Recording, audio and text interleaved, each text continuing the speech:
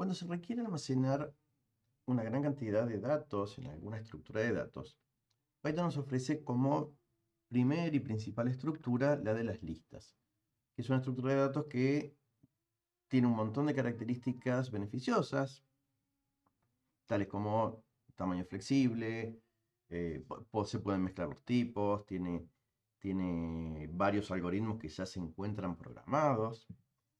Y en general es la primera estructura con la que uno va a querer encarar cualquier solución. Sin embargo, Python ofrece otras estructuras de datos que tienen algunas ventajas sobre las listas. Una de ellas es la de los conjuntos. Los conjuntos permiten almacenar una colección de datos, pero con la característica de que no van a permitir valores repetidos. Cuando se intenta insertar un nuevo valor en un conjunto, si ya existe repetido ese valor, es decir, almacenado previamente, la inserción no realiza ninguna modificación. De esta manera, cuando se requiere garantizar que un conjunto de datos, una colección de datos, no tenga valores repetidos, los conjuntos lo verifican automáticamente.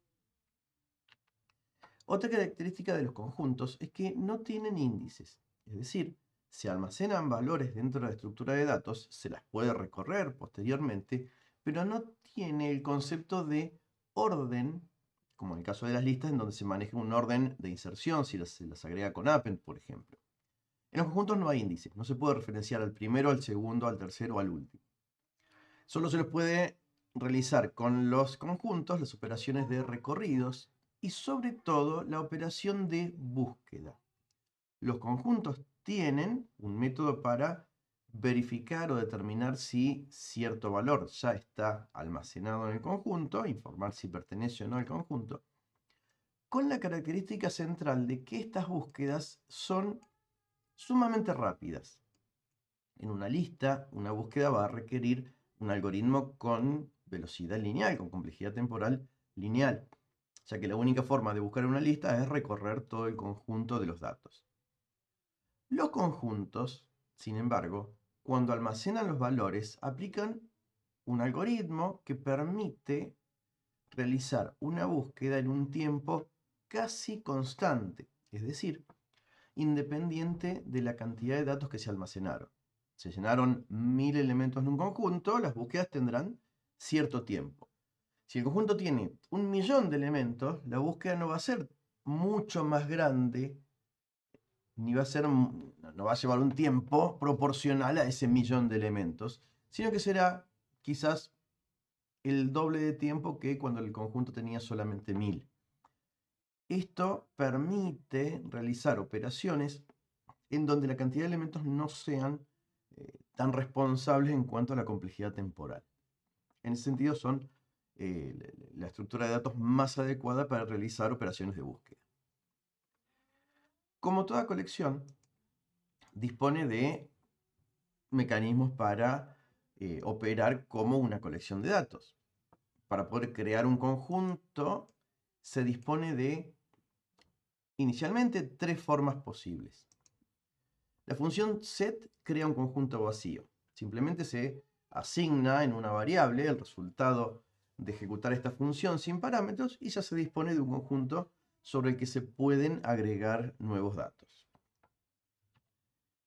Si se quiere crear un conjunto con elementos, si se los conoce, si son constantes, o está almacenado en variables, pero ya se conoce qué elementos debe tener el conjunto, se los puede indicar entre llaves, con la misma sintaxis con la que se crea una tupla, solo que en lugar de paréntesis se indicarán unas llaves. También se pueden crear un conjunto con valores existentes, pero calculados con una expresión de comprensión, es decir, con un for que recorra algún iterable, eventualmente con un if que filtre y realizando algún tipo de transformación sobre esos valores. El resultado de la comprensión se va a almacenar dentro de la colección. Si en la comprensión aparece algún valor repetido, el conjunto garantizará que no se almacene más de una vez. Adicionalmente, la función set puede recibir un iterable. de forma tal, por ejemplo, una lista, de forma tal que los elementos únicos de ese iterable llenen el conjunto inicialmente. Luego de creado el conjunto, hay dos mecanismos para poder agregar valores. El método add agrega un elemento nuevo, verificando que no exista. Si existe, no nos va a dar ningún error. Si ya existe, simplemente lo ignora. Y el método update recorre un iterable y todos los elementos, nuevamente garantizando que no haya repeticiones, todos los elementos del iterable son agregados al conjunto sin borrar los anteriores.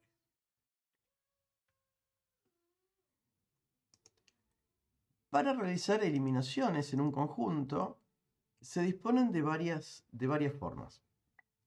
Por un lado está el método remove, que recibe un valor, y el método discard, que también recibe un valor. En ambos casos, estos métodos buscan el elemento, si existe, lo borra del conjunto. La diferencia entre ambos se da cuando se intenta eliminar un valor que no existe. Si el valor no existe, remove efectivamente lanza un error, una excepción, la cual si no es manipulada interrumpirá el programa, mientras que discard, si el valor no existe, simplemente ignora esta situación y no emite ningún error. Adicionalmente, hay otros mecanismos para borrados. El método pop borra algún elemento del conjunto, cualquiera sin que nosotros podamos saber cuál es el que va a borrar, sin que tenga una lógica o un algoritmo o un patrón que podamos utilizarlo en forma determinista. Pop toma uno cualquiera, lo elimina, pero además lo retorna para poder almacenarlo en una variable o manipularlo antes de que el valor se pierda. El método pop puede ser aplicable, por ejemplo, para tomar los elementos de a uno mientras se van borrando hasta que el conjunto esté vacío. Luego, para eliminar todo el conjunto disponemos del método clear, que borra todos los elementos, pero el conjunto queda existente, vacío, disponible para poder almacenar nuevos valores a continuación, mientras que la función del borra todo. Borra los elementos que contiene el conjunto y también borra la estructura de datos, la variable de tipo conjunto. Finalmente, como en toda colección de datos, uno de los usos más habituales será el del recorrido. Para poder recorrer un conjunto, se dispone de la instrucción for, que debe ser utilizada como en el caso de cuando se recorre una lista por medio de los valores. Al no haber índices, la única forma disponible es la de realizar un for que en su variable de control recibirá cada uno de los valores que estén almacenados en el conjunto sin tener orden.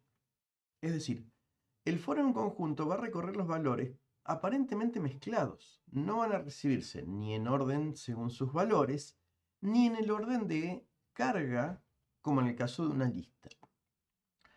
Los elementos del conjunto se recorren en una lógica que aparentemente está desordenada. Internamente, el conjunto, al guardar cada valor, no los desordena, sino que realiza una operación llamada dispersión. Los reparte dentro de la memoria que tiene disponible el conjunto con un criterio que es el que a continuación le permite realizar búsquedas muy rápidas. Ese criterio aparentemente se lo ve desordenado, sin embargo, fue realizado con un algoritmo que garantiza las búsquedas rápidas.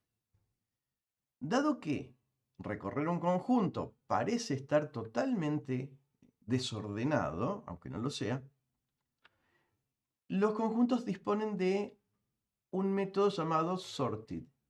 Sorted retorna una lista con los elementos pero ordenados por valores. Es decir, sorted crea una nueva lista, todos los elementos del conjunto los almacena en esa nueva lista, la ordena o los inserta ordenados y retorna esa nueva lista.